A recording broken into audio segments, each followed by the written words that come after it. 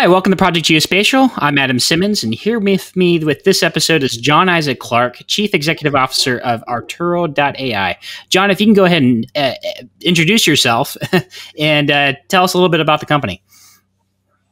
Yeah, thanks. It's great to be here. So yes, as you said, JC, John Isaac Clark, CEO at Arturo.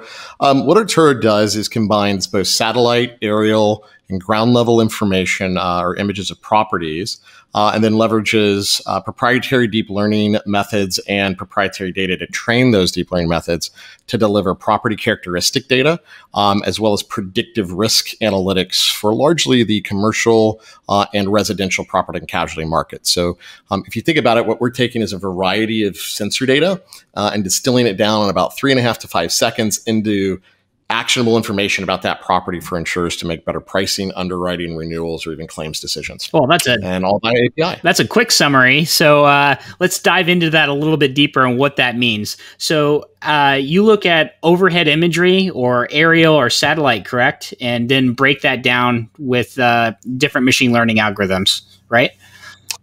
Yeah, absolutely. I mean, our goal is to work with as many different types of imagery sources for a property as we can. So starting with, let's talk about, I guess, the very furthest away from the ground, satellite. We partner with leading companies like Maxar, formerly Digital Globe, where I actually was at before I came here, to leverage a lot of their imagery content to, let's say, first identify where structures are or where a candidate building is on a property or buildings are on a property.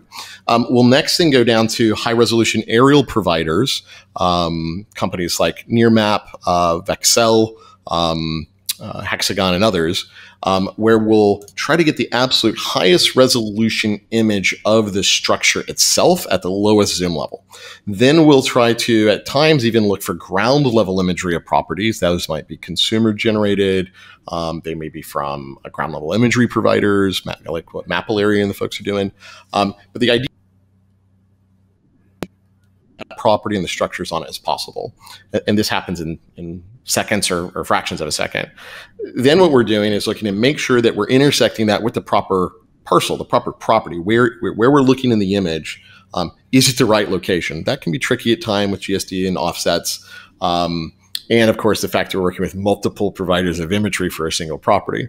Once we've kind of made sure that all of that is correct and aligned, there's a workflow and pipeline to do that. We then run it through, I think we're over like 25 or 30 deep learning models that are either segmentation, classification, just kind of vary. Some of our multi-class models. And what they do is analyze that combination of images, and some of them feed result A into result B to, let's say, make sure we're really looking at the roof area to assess the roof type.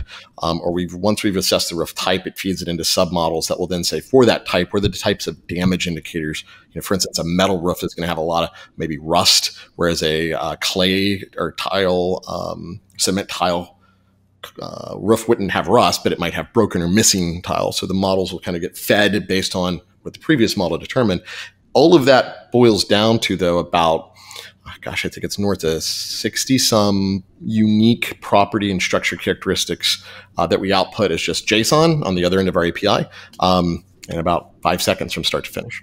Oh, that's amazing. So what goes into the labeling of this data? I mean, I imagine that there wasn't training data already in place to help you out, right? So what was the level of effort to get some of that labeling data to kickstart some of the algorithms?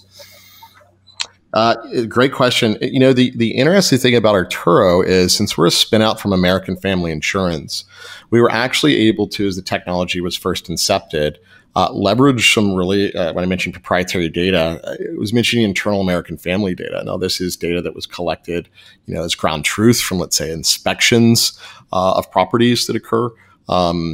You know, from claims where adjusters or people are going out to the property to, like, what is the damage?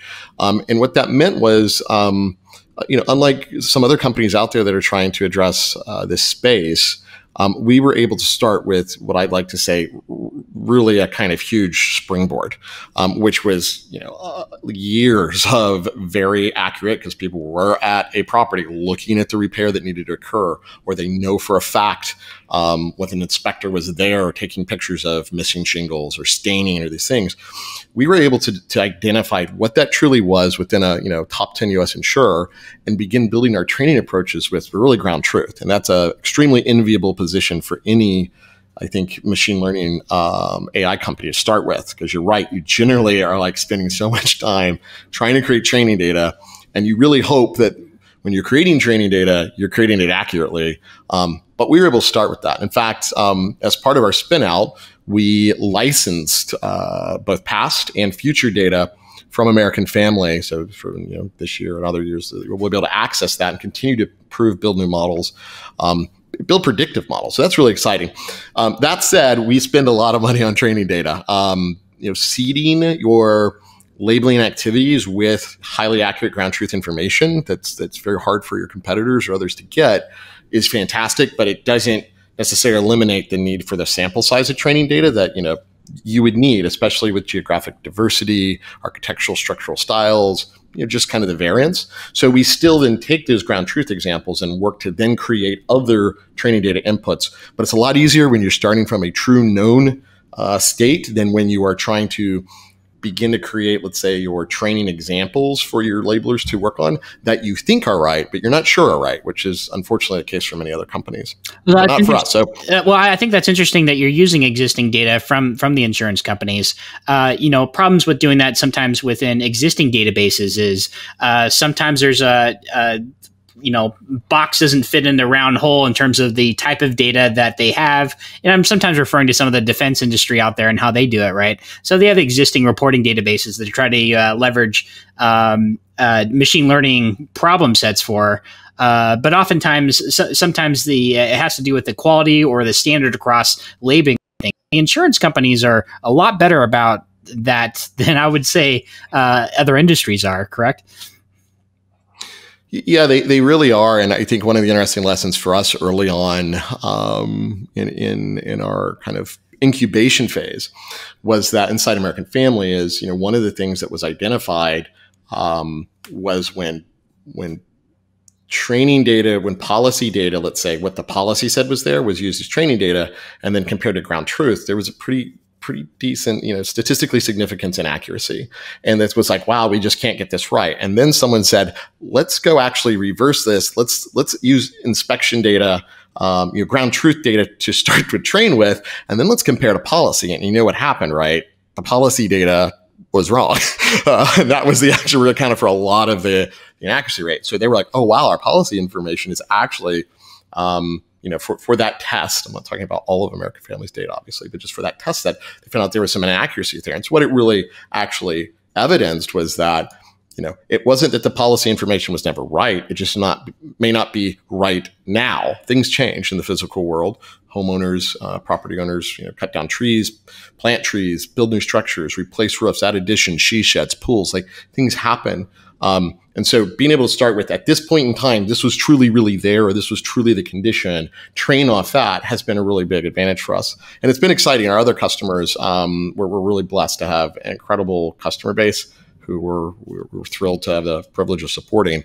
But I think because American Family entrusted us with their data and then spun us out with a license to utilize data, it's really made our customers feel a lot more comfortable to say, you know what, how can I bring my data to either improve this, for my business, improve the model for their own business to consume, or, from an industry leadership perspective, a lot of insurers effectively share data through other providers already. But it's kind of hard. If you don't have data, I call it data gravity. It's like mass. If you don't have any mass, you don't have any gravity. But when you have data or mass, it pulls other data towards you. And we've been really fortunate to work with our customers and our other customers outside American Family and their data to consistently both validate model performance as well as, more importantly, improve the quality of the model's performance, for across the customer set, or bespoke variants for, a specific customer with their own data, if that's what they want to do. Because of that fact. So what I want to ask you, because machine learning and doing this on top of imagery of different types is still a really hard problem, and you've done a lot to overcome some of these issues. But what I want to talk about is some of the lessons learned too. So what are the things that you found challenging and you've successfully overcome and be like, whoa, we didn't think this one through, but we overcame it and it was a huge surprise that, stuff like that. What were some good lessons learned as you went along? They would give some advice to some folks interested in getting into the space. That's a really great question. I think there's two ways I'd answer that. And the first is be best at what you can be better than anyone else at. And that's a motto I share with the entire team here. And I tell our customers all the time, like, we want to be best at what we can be better than anyone else at. And what that means is take a use case, a problem set that you deeply and intimately understand, and you know that there's a real business value, like there's a total addressable market out there for it that's reasonable to go after. Because I think one of the challenges a little bit with machine learning and deep learning AI has been it's a Swiss Army knife, but you wouldn't do surgery with a Swiss Army knife, or you wouldn't try and trap down a tree with a Swiss Army knife, or you wouldn't try to cut a bunch of lumber with a Swiss Army knife. You'd use a saw, you'd use a scalpel, you'd use a chainsaw, et cetera. And so I think the first thing that we were fortunate in is that we just went really, really hard at residential and commercial property and casualty. We know where those problems are, and we know what can be done with machine learning, with proprietary data, and the ability to have that unique leg up. But that's where we're really going. I mean, I was talking today with our Ben Tuttle, our CTO, and Neil Pearson, our Chief Strategy Officer, our CSO, and we were looking at some outputs that we ran on a really cool company. I don't know if you know Rema at Nearspace Labs, but some really interesting stuff that they're doing. And the road identification, sidewalk identification, vegetation, vehicle identification was better than, based off our models, was better than many, many things I saw back when I was head of commercial product at Digital Globe, now Maxar, from a lot of other people. But we don't sell that. Our business isn't to go sell car counts to people, but we have a highly accurate capability there. But we're just focused on what is that value to insurance that we can drive with how many vehicles are present and why that matters to them. So it's not about coming up with the best car counter or the best road detector. It's really about coming up with the thing that is going to be good enough to solve that core problem in the business and the vertical that you're after. And I think that from a machine learning perspective, is really, really important, because it allows you to really focus all your efforts and activity around, is it improving the model in order to generate this business value? Is there a way to consistently measure and validate that? So I think that's the first thing. I'm not sure if the second one is as much answering your question, but it's kind of a pet peeve of mine in machine learning, and it's that confidence scoring matters. So one of the other interesting things that the team did right as we were spinning out was, in working with other customers in stealth mode, is we implemented a confidence scoring framework. And what this effectively does is says, it's another set of kind of an analytic that runs on our own analytic that predicts the accuracy, or our confidence in the accuracy of the individual inference for that individual model version, for that individual image that was used. And effectively think of it like this: how truthy is our response? If you were to go out and ground truth it, what are the odds it would match 100% accuracy? So it's a little bit banded. So if you think about this, anything, many of our customers have tested this. What they found is anything over, let's say, 80% confidence correlates 99% of the time with being 95% accurate in the real world. And anything at 90% confidence correlates 99% of the time with being 99% accuracy in the real world, meaning that these confidence thresholds let you use the predictions from machine learning far more effectively. A lot of property information providers will be here's the house, it's shingle roof, and that's asphalt shingle, and it's brick.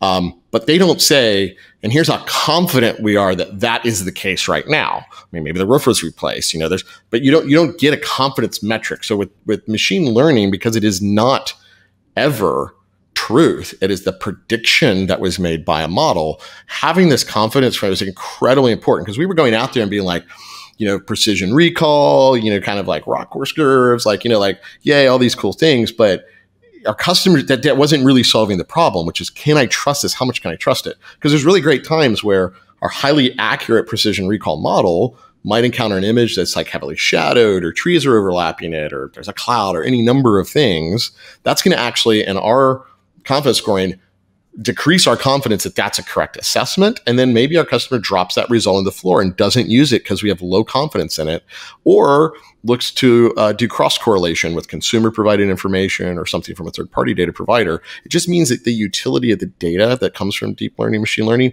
can bring so much more value. And I think it should be, it's kind of like I said, a pet peeve. I think it should be like, table stakes for companies out there doing analytics with AI and machine learning, because if you can't, how are you better than the old traditional methods of I'm scraping data, or, you know what I mean, and just telling you what I thought. And I think that was a big lesson for us that I'm glad we learned early. And I would encourage the industry to consider as well, because there's a lot of black box stuff you can't really describe or explain. And there's also a lot of smoke and mirrors. And when you can do something like this and you can prove it in the real world, your customers really gain confidence in your approach, even if it's hard to exactly describe how the neural nets, convolutional neural nets, figuring that out. As long as you can prove that it has high correlation to accuracy in the real world, you have a lot more utility with using those inferences and predictions effectively in a business. No, those are some amazing lessons learned there, especially on your confidence scoring there. You're right. I've seen that in similar problem sets, especially when it relates to things like activity-based intelligence and analysts themselves trying to understand, how are you rating your own confidence in judging these things? Not even just from a machine learning or AI perspective, but judging their analyst confidence calls as well has been there didn't used to be a good way of rating those individual assessments. Just put it that way. Right. So, no, I think it's needed across the board. This way you can build confidence in your analytical teams and not just what the machine's doing as well. So, let's kind of go back to where you apply this. What's the cadence of running these algorithms over time on different housing, different neighborhoods, different businesses? Do you bring the imagery in monthly and just rerun it over the same properties, or is this like a yearly assessment you do for insurance companies? How's that work? Yeah, it's a really great question. I think the best way to answer the question is first to describe briefly the life cycle of an insurance policy. So if I am an insurance policy, here is when I am born is when, or potentially going to be born, incepted, I'm not sure the right way to say this tactfully, but is when someone gets a quote, right? I'm looking at buying a home, or I just bought a home. I need a homeowner's insurance policy, or my home insurance policy is costing me too much money, or I need more coverage or less coverage, whatever it may be. But it's where a consumer goes out to, or a business owner, if it's a commercial property, where they go out and say, I need a quote. That's where the life cycle begins. Now that life cycle then is like many times they'll go out and get, average is 3 to 5 quotes. Then they will bind the policy when it goes into underwriting, which means I purchased it. I'm buying this for my property, this insurance. But most insurers have what's called a bind period. It's about 24 to, 48, I think, to 72 hours is the range in the United States, where the insurer has the chance to take all the information that was provided by the customer and kind of validate it and put it through underwriting and say, now we've bound the policy, and they're, from a regulatory perspective, bound to honor now that policy for the term. So that's another opportunity for us to participate. And then typically there's 2 more events in the life cycle. The most common is renewal. Most policies, there's only about 16% churn in the residential P&C market in the United States. So, that's 1.5 out of 10 people, 1.6 out of 10 people are getting a quote. That's not a lot. So most of them renew, but very infrequently are the insurers able to understand what's happened there at that property since the last years that that renewed, or if it was purchased a year ago. And then, of course, as we all know, there's claims, right? There's when bad things happen to properties. So let's think about that's the life cycle. Those are all the opportunities we have we can help our customers. So to answer your question, we start off by doing this in a very different way than I ever did it back at Digital Globe Maxar, which was like continental scale analysis, or country scale, or large regional scale, or every time there's a new image, go analyze everything.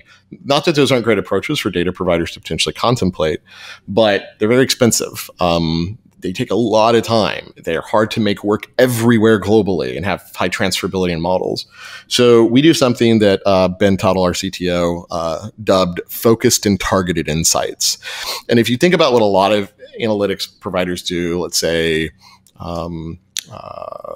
Orbital Insights, who I had the privilege of getting to know and work with back at DG Maxar. They're processing just huge areas, right? Let's look at manufacturing indexes in China. That's great, that's awesome, but it means your data consumption is astronomical, your compute is often astronomical, and hopefully the value you're spitting out the other end of that is so unique and tradable, and you have enough customers, but a small enough group that'll buy it. If you don't have that, it's really hard to make a profitable business. What we do is we partner. We're very agnostic across imagery providers, and we work with basically many people in the satellite industry. Many, if not all, the aerial providers is our goal. Over time, that'll go to other ents. Maybe SAR. Maybe what the folks at Near Space Labs are doing, really cool stuff there. But our goal is to be totally agnostic because our customer doesn't care whose pixels they are or where it's coming from. They care about currency and resolution, because currency means if it was last week or last month or last quarter or last year, remember the policy could have been right, but not right now. So as the data ages, is the opportunity to look at that, that point in time goes backwards, the confidence that it's still potentially right reduces. So what we do is typically at any one of those touch points that I just mentioned, our capability will go out to multiple imagery providers across all of those sources, and we'll try to select the highest resolution and most current. Now, depending on what the customer's use case is, which of our API outputs they're consuming, let's say it's just, are there new buildings? Satellite has a lot more utility and can be more frequent than aerial and revisit. And so we may just prefer, for that type of output, for our new structures present, satellite in that use case. But our system self-determines that based on kind of what which features the customer's requesting from our capability. But let's say it's roof condition, and if there's negative indicators like staining, ponding, debris, pooling, missing shingles, tiles, God forbid tarps on the roof, that requires, tarps are easy to see in satellite at 30 centimeter at least, but stains and some debris, you need high resolution, minimum like 12.5 centimeter. So that's going to need to be, one of our partners like Excel or Nearmap for that property. And you hope that you have it within hopefully 3 months, maybe 6. So what our system does is goes out, depending on the customer's use case that they're using our API for, will self-select the proper image at the highest resolution and most current time, and then just process the tiny little tiles, sometimes even just for the structure, and they don't even look around the property. But for the most part, we do, what's in the property and then the structures, then the property. And we just do that whenever a customer asks. So we don't pre-process huge areas. We don't wait for our providers to go do a new collect and process it and put it in a data store, hoping someone buys it, because that has a high CapEx investment. We just literally do it when they ask. When they hit our API, the full transaction occurs that I've described a few times on this podcast, and then we deliver the result. Now, some customers are coming to us going, this is super exciting. We can now look at properties at a price point that's, fractions of what an actual inspection when someone would go visit or go fly a drone costs, and in seconds.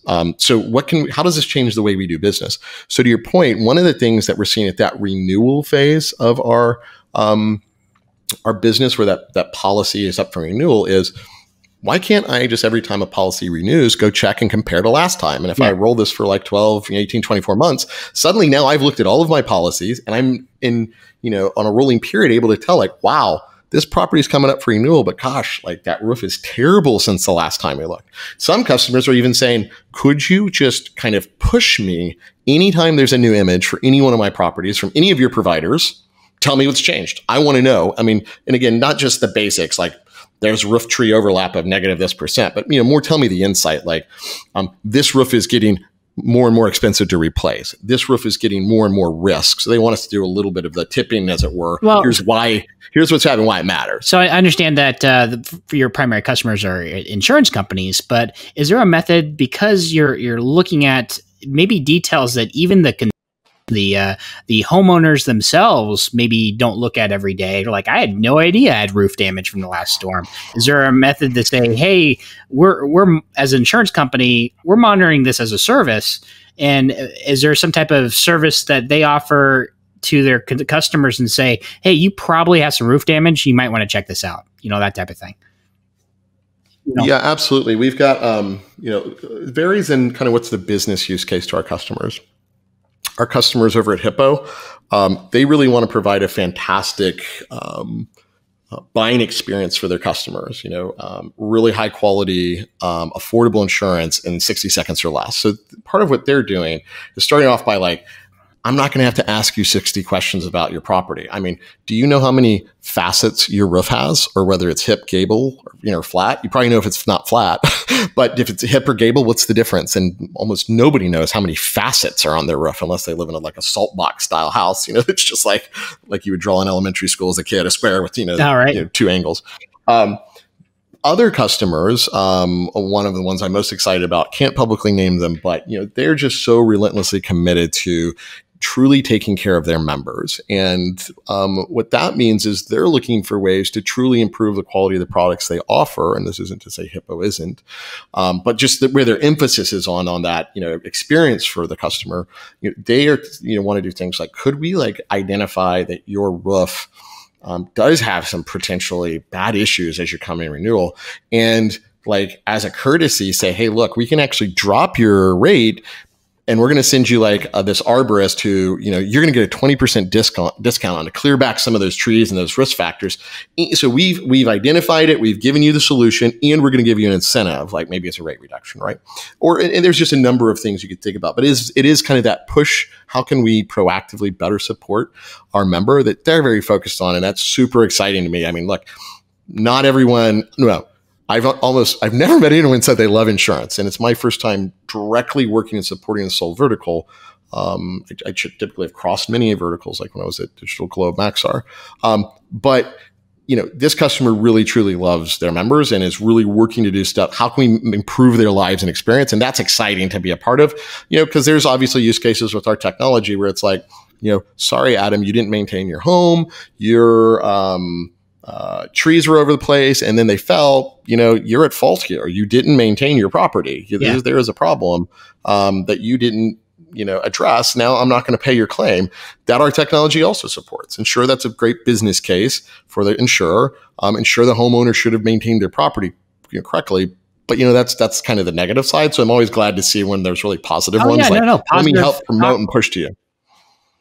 I can see the potential of this just exploding. Talk about even homeowners associations for condo associations or townhomes that who take on the insurance for monitoring roofs for group communities is incredible. Because I'm not going to go. I live in a condo. I'm not going to go 4 stories up to check the roof periodically. I'm just not. Right. But exactly. if my homeowner association got notified and saying, hey, we legitimately do have roof damage, or you do have roof damage. Don't even worry about the inspections. Now you just get a team up there and repair these buildings. Solid shortcut to the process. It would literally probably save a month's worth of time just getting the whole thing fixed throughout the whole neighborhood. So the potential of the scaling is just incredible. What you guys are doing. So. Yeah, couldn't agree more. I'll note that, like I said at the beginning, be best at what you can be better than anyone else at. That means really truly understanding what is happening at a property and a structure level from right now raster imagery formats. That's our North Star here. That's what we want to be just relentlessly committed to. And there may be other ints, maybe with weather data in time or other things, but doing that and then really understanding what that means is what we do here at Arturo. And right now, the best way for us to monetize that is around our relationships with the residential and commercial property and casualty markets. But you're absolutely right. My product doesn't change at all to do the use case you just described, right? I could go market it to homeowner associations or even homeowners directly. And that's some things we're thinking about exploring. But what we want to do is make sure because if you can do it really well for an insurance company who has to cover that risk or loss, then you can prove you can do it just as effectively, if not more so, for the homeowner association. So as our product continues to grow, we'll certainly be exploring ways to monetize it in other ways, but it's the exact same product. It's not like go figure out how to find blue pickup trucks in Dakotas or something. Oh, absolutely. Absolutely. Just, be good at what you're good at. Solid as that. Now you talk about growth. Don't try to do it all. And you all have done some significant growth in the last couple of years. And that brings us to an announcement you're about to make, right? Yeah, literally right before I got on the podcast with you, I pushed out a pre-announcement to kind of industry friends, partners, customers who've been really gracious, amazing, patient with us as we've gone through our process. But yes, we just closed $8 million Series A financing led by Crosslink Capital and with strategic participation from IAG Firemark Ventures. IAG is leading insurer in Australia, New Zealand, Asia Pacific across multiple brands. So they service, I think they have market share of, I think they're number 2 market share in Australia for residential, and number 1 in New Zealand.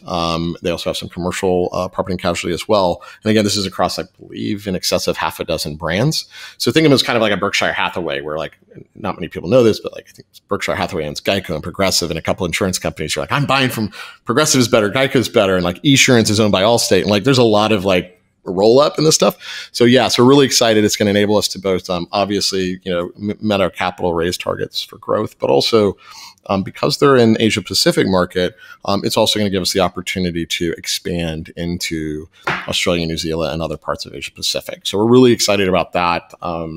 Working at Digital Globe Maxar taught me to think globally, not just like think US only. I think for founders and startups, it's sometimes easy to just think about your backyard. I want to think, how can we service the world's property analysis needs, wherever that might be. So we're excited about that, thrilled to have it, and grateful in these very interesting times that we were able to get the round done with some great partners in the form of Crosslink and IAG, and excited about where it's going to take us. So yeah, hits the wire in 3 hours. So hopefully this podcast doesn't get out before then. Oh, no worries. Now that's an amazing announcement. I congratulate you on that. With that said, before we wrap up, the last thing I want to ask you is there any plugs or any other further, kind of tidbits, best practices, advice you'd like to give out there to the world regarding either the company or just lessons learned over time for you personally? Gosh, man, we could take another podcast just on that. I think, and just I want regarding to invite you back just to do a deeper dive into your product at some point, but we'll leave it at that. Yeah, no, I'd be happy to. Absolutely. I think, just from a company's perspective, like I said, I think our tagline is we're relentlessly driven to provide the highest accuracy, property characteristics, and predictive data. And that just really means if you care about a specific place or places, but not everywhere, because we don't do everywhere, we do where you care. We're the right potential partner for you.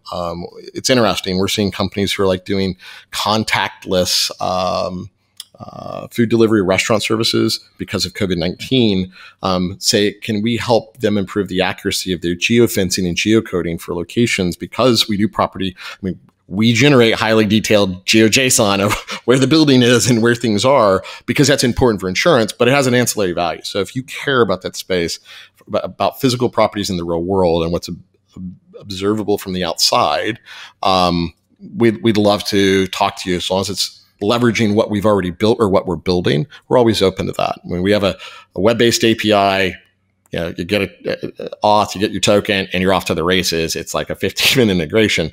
How you use that could apply to a number of industries. I think, just what I've lessons learned wise is empower your team, love your customers, and listen to them, and don't try to do it all. Like I said, if it comes to a property and a structure on it, we're going to know everything we can about it. But that's really where we want to stop. We don't necessarily want to say, how do we analyze cities from urban planning? Even though we generate a lot of that data and can work across multiple providers and maybe are postured to, I'd rather let somebody else come partner with us, use our data to do that, while we stay really focused on listening to our core customers and the core markets that we can serve today. At Digital Globe, I worked with so many things. It was an amazing opportunity to look across DOD, IC, government, NGOs, but here it is refreshing to just try really, really hard to be really good at one thing and have one core, at least market, that's going to bring a lot of value to, and a lot of adjacent markets that same product could bring value to in the future. So that's, focus is key. No, I appreciate that insight, and I think that's going to do it for this segment. This has been John Isaac Clark, Chief Executive Officer with Arturo.AI, with an amazing product, and it's great to see your company grow and see what see how it evolves not just the insurance company, but the geospatial industry as a whole. You're working on some amazing technology, and it's worth championing to see how this stuff progresses down the future. So I'm Adam Simmons of Project Geospatial. Thanks, John Isaac Clark, for joining us. My pleasure. Thanks so much for having me today. Yep, and that'll do it for this show. Thanks, everybody, for watching.